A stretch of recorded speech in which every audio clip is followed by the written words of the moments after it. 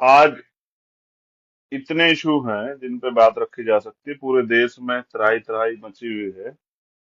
मैं भारत के सभी कोनों में जाता हूँ। पूरे देश में घूमता हूँ, जहां जाता हूँ वहां समस्याएं जो हैं वंचित वर्ग की देखने को एक जैसे मिलती। लेकिन आज जो इशू है वो वंचित वर्ग के साथ साथ इस देश के तमाम नौजवानों से जुड़ा विषय है। मैं खुद एक नौजवान हूं और बेरोजगारी के दर्द को समझता हूं। मैं अभी राजस्थान गया था, वहां 2 जुलाई को आंदोलन है। वहां पर भी नौजवान अपनी नियुक्ति के लिए आंदोलन कर रहे हैं। उसके अलावा मेरे आज भी याद है कि एसएससी जीडी के बच्चे जिनके साथ मैं दिल्ली में शामिल हुआ था, वो भी आज आंदोलन कर रहे हैं। वो पैदल मार्च कर रहे हैं कि उनको नियुक्तियां मिल जाए, नागपुर से दिल्ली। और गर्मी देखिए, ऐसी गर्मी में वो बहन और भाई छोटे किस तरह से जो है अपनी हक की आवाज को उठा रहे हैं। आज हम बात करेंगे इशू पे। एक बड़ा समुदाय जुड़ा हुआ है। सरकार द्वारा जो योजना लाई गई है, अग्निपथ, और एक नया नाम भारतीय सेना के वीरों को, वीर सपूतों को दिया गया है, अग्निवीर। भारत सरकार की नई योजना अग्निवीर। पिछले 2 दिन में जो मैंने हालात देखे, मुझे लगा कि मुझे कोशिश करनी चाहिए अपने भाइयों से बात करने की। अगर हम बात करें अग्निपथ की, उससे पहले हम बात करें कार्यकाल देखें भारतीय जनता पार्टी की सरकार का। तो पिछली सरकारों में रोजगार नहीं मिल रहा था और रोजगार कम था। इस वजह से सरकार ने युवाओं को झूठे झांसे दिए, भरोसे दिए और कहा कि हम आपको रोजगार देंगे, 2 करोड़ नौकरियां हर साल दी जाएंगी। नौजवानों को लगा कि भाई ठीक है। बेबस परेशान नौजवान सरकार पे भरोसा कर दिया। फिर 2019 तक 5 साल की सरकार निकली, लेकिन भर्तियां नहीं निकली। इसके बाद ये लड़ाई आगे बढ़ी। दोबारा से जनता ने मौका दिया भारतीय जनता पार्टी को, या विपक्ष से बिखराव, या और जो ईवीएम में तमाम तरह का दुरुपयोग जो है किया गया, उसके जरिए फिर सरकार सत्ता में आई। इस बार नौजवानों को विश्वास था कि उनके लिए रोजगार पे कुछ होगा, और जब भी वो रोजगार की बात करते हैं तभी सरकार ने धर्म की चाशनी जो है वो चटाने का काम करती है। नौजवान रोजगार मांग रहे हैं, सरकार ज्ञान व्यापी की बात कर रही है, ताजमहल की बात करवा रही है, नुपुर शर्मा की बात करवा रही है। इसी बीच हमारे रक्षा मंत्री आते हैं और इस योजना की बात करते हैं। बेसिकली ये योजना है क्या, और इस पे बवाल क्यों मचा है? बवाल ये है कि 4 साल के लिए सेना में नियुक्तियां होंगी, और उसके बाद उन लोगों में से जैसे 50,000 भर्ती होती है, तो 46,000 लोगों को वापस लौटा दिया जाएगा, और लगभग 4,000 लोगों को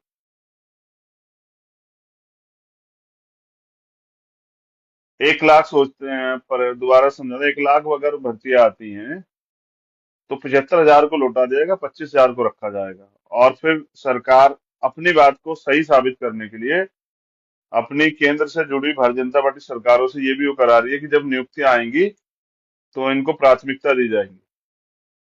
जो लोग वहां से वापस आ जाएंगे उस नौकरी से, जिनको हटा दिया जाएगा, जो रिटायर हो जाएंगे, उन 75,000 लोगों को प्रिफेर दिया जाएगा। लेकिन ये बातें हवा हवाई हैं, क्योंकि पहले से सरकार नौकरियां ला रही है। जितनी नौकरी ला रही है उनमें घोटाले हो जा रहे हैं, पेपर लीक हो जा रहे हैं। मैं समझता हूं कि जितना समय सरकार कह रही है कि नौकरी करने को देंगे, इतने समय तो युवा जो है देश प्रेम और देशभक्ति और देश की सेवा के लिए तैयारी करता है।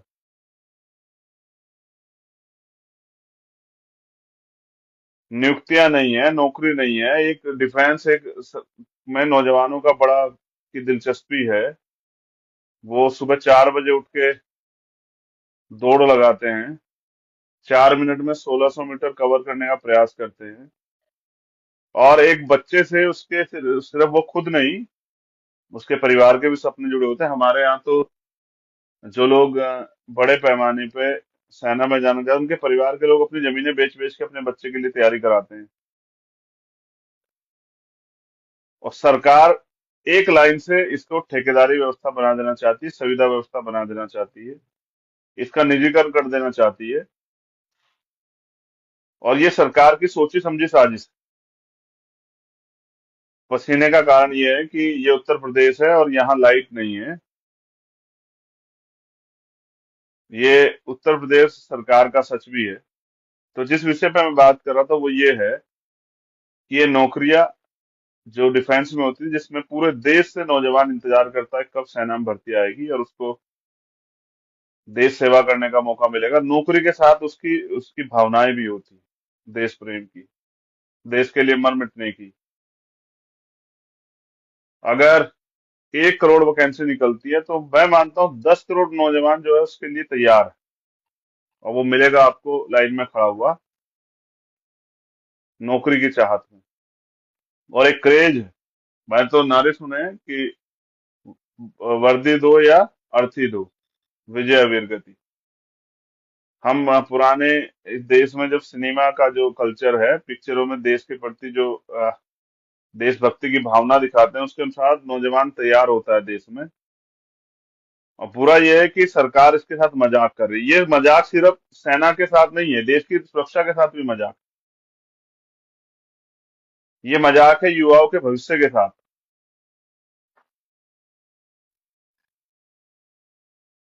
ये एक तरह का जो है सेना को डिस्टर्ब करने का काम है। और देश जो इतना इम्पोर्टेंट है, जिसमें बाबा साहब अम्बेडकर ने भी कहा कि हम प्रथम बनते भारतीय हैं, उस देश की सुरक्षा के साथ ये एक बड़ा खिलवाड़ है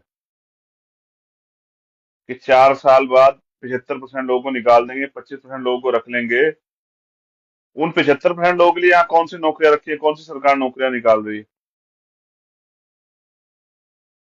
तो ये इस देश के युवा को बर्बाद करने की साजिश है। मेरी अपने युवा भाइयों से अपील है, जो 2 दिन का मैं उनका संघर्ष देख रहा हूँ, कि वो अपने आंदोलन को, ठीक है आप इस बात से निराश है और ये गलत भी है, हम सब लोग आपके साथ खड़े हैं, मैं भी आंदोलन के लिए आपके साथ तैयार हूं, मगर मेरी आपसे अपील है कि लोकतंत्र में आंदोलन करने के तरीके संवैधानिक रूप से अपने आंदोलन को चलाइए। यही सरकार जहां आप देशभक्ति और राष्ट्र प्रेम के लिए जो है सेना में जाना चाहते हैं, यही आप पे झूठे मुकदमे लगा के जेल भेज देगी।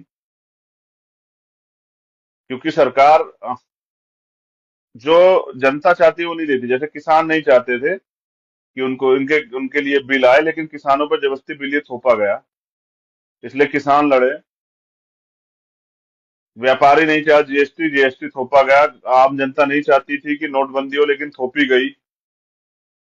बहुत सारी ऐसी बातें हैं। अब युवाओं के ऊपर सेना में थोपा जा रहा है।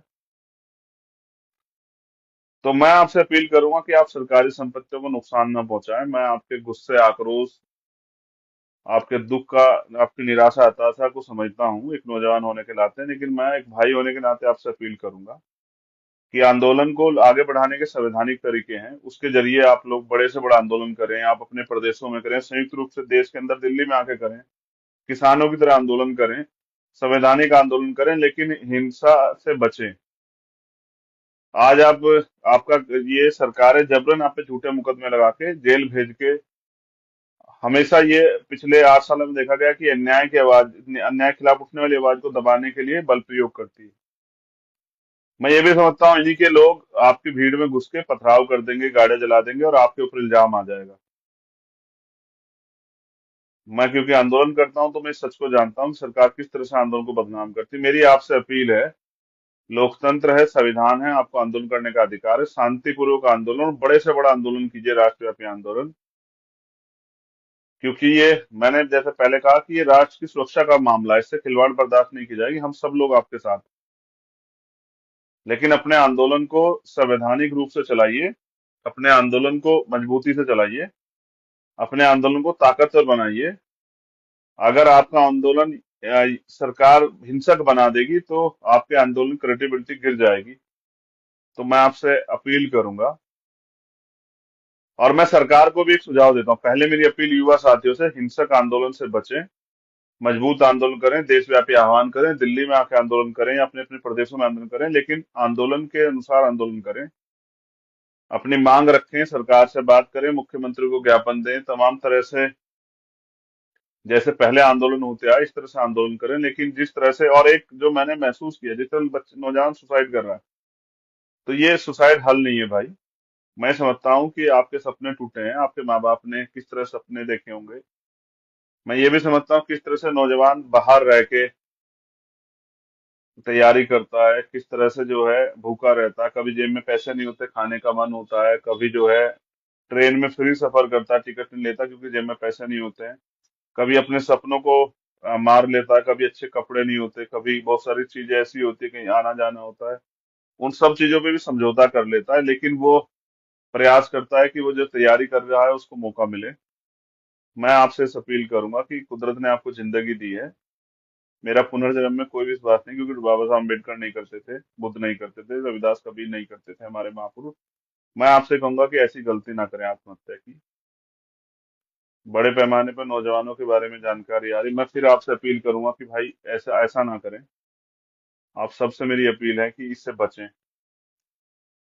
आप सुरक्षित रहेंगे तभी तो आपके आपके माता पिता भी आपसे प्यार करते हैं, उन्होंने आपको पाल के बड़ा किया है, इसलिए थोड़ा ही कि आपका उनका बच्चा मर जाए। वो बहन भी आपका इंतजार करती होगी, आपकी माँ, आपकी आपकी भाभी, आपकी भाई, आपके चाचा ताऊ, बहुत सारे सपने होंगे उन लोगों को। लेकिन जब आप रहेंगे नहीं तो ये तो खराब हो जाएगा ना। तो मेरी आपसे अपील है, विनम्र निवेदन, कि ऐसा गुस्से में, निराशा में, ऐसा आक्रोश में ऐसा कोई कदम न उठाए कि आपका जीवन ही अब समाप्त कर लें। मेरी आपसे ये हम्बल रिक्वेस्ट है कि आप इसको स्वीकार करें। आप नौजवान हैं, आप देश की रीढ़ है, सरकार खिलवाड़ कर रही है, आप अपने आंदोलन को मजबूती से चला सकते हैं। ये तो कुछ भी नहीं, बड़े बड़े तानाशाह झुके हैं। सरकार, अब मेरा सरकार को सुझाव है, अगर सरकार करना ही चाहती है तो कम से कम 10 साल का समय जो है इस नौकरी में थे, उसके बाद भी सरकार इनको कम से कम रोजगार की गारंटी कुछ तो दे। अब जो युवा तैयार होके जाएगा, अगर वो उसका जीवन वहां समाप्त हो जाता है इस 4 साल की नौकरी में, तो उसके परिवार का क्या होगा, कौन जिम्मेदारी लेगा? अभी तक तो ऐसा कोई क्लोज मैंने पढ़ा नहीं है कि भाई अगर इस बीच में कोई दुर्घटना हो जाती है इसकी कौन जिम्मेदारी लेगा। अस्थाई है तो आप वो अस्थाई नहीं है तो आप शायद वो सुविधाएं भी ना दो। और नौजवान, आप तो पूरे देश में बीजेपी स्लोगन दे गई, वन रैंक वन पेंशन, और अब तो आप पेंशन और नौकरी दोनों लूटने का काम कर रहे हैं। तो मेरी सरकार से अपील है, अगर सरकार इसको करना ही चाहती है तो इसकी समय सीमा बढ़ाई जाए, क्योंकि जब 17-18 साल का नौजवान इसमें शामिल हो जाएगा और 20-22 साल में घर आ जाएगा, तो वो करेगा क्या? यहाँ यहाँ कौन सी नौकरियां रखी हैं? तो इसलिए सरकार युवाओं के भविष्य और राष्ट्र की सुरक्षा के साथ खिलवाड़ ना करें, सेना के साथ भी खिलवाड़ ना करें। 4 साल के में जो ट्रेनिंग पीरियड आपने रखा, कितना अनुभव होगा उसके पास? और अगर ऐसा कोई मौका आ जाता है कि राष्ट्र सुरक्षा के लिए दुश्मन से कोई विद्रोह विरोध हो जाए या कोई आक्रमण हो जाए, तो वो कैसे उसका सामना करेगा?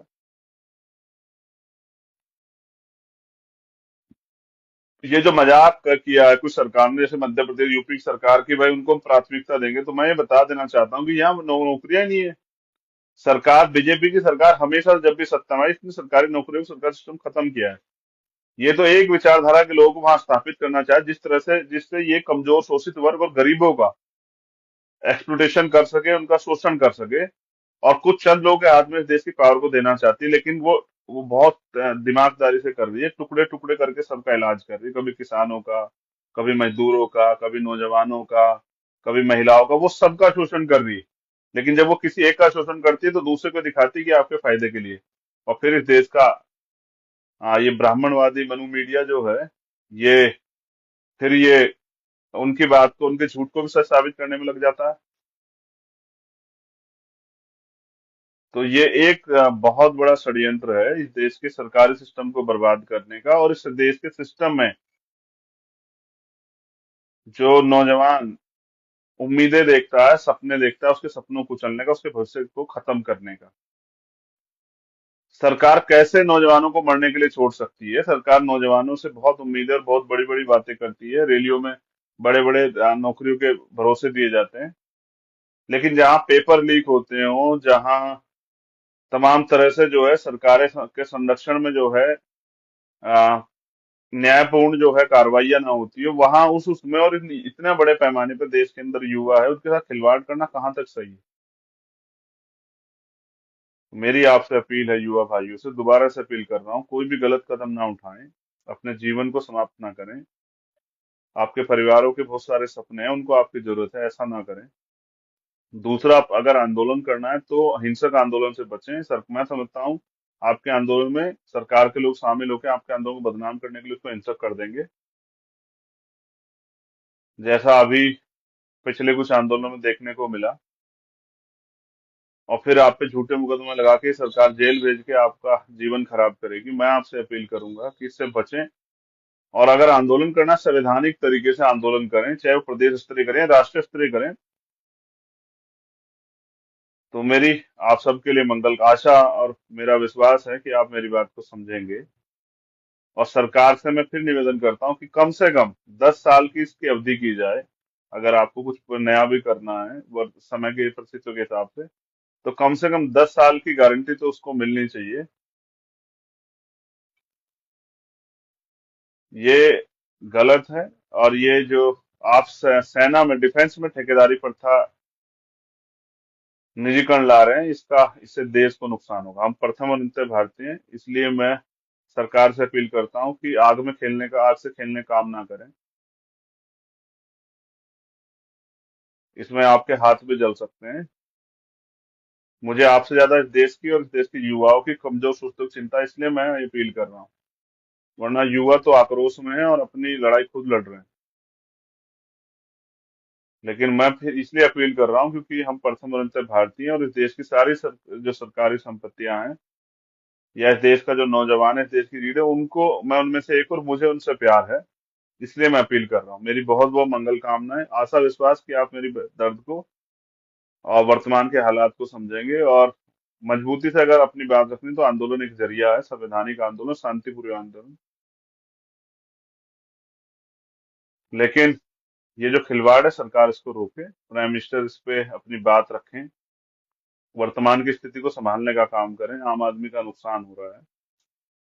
आपकी निजी स्वार्थ, आपकी निजी महत्वाकांक्षा है, और आपकी अपनी विचारधारा को स्थापित करने की इस प्रक्रिया में बड़े पैमाने पर देश का नुकसान हो रहा है। इस बात को भी सरकार समझे। राजनीति से ऊपर उठ के सरकार ये भी समझे कि इस देश को भी सलामत रखना है, इस देश की एकता अखंडता को भी जो है ना बना के रखना है, उसको खंडित ना करें अपने निजी स्वार्थ में। मैं समझता हूँ कि आपके पास बल है, आप गोली भी चलवा सकते हो, लेकिन चलवाओगे किस पे? अपने ही देश के नागरिकों पे, अपने देश के युवाओं पर, रीढ़ पे। तो ये अन्याय है, और युवा इस अन्याय के खिलाफ बिगुल बजाए, क्रांति करे, आंदोलन करे संवैधानिक तौर पे, हम सब उनके साथ। धन्यवाद। जय भीम, जय भारत, जय संविधान, जय मंडल, जय जोहार।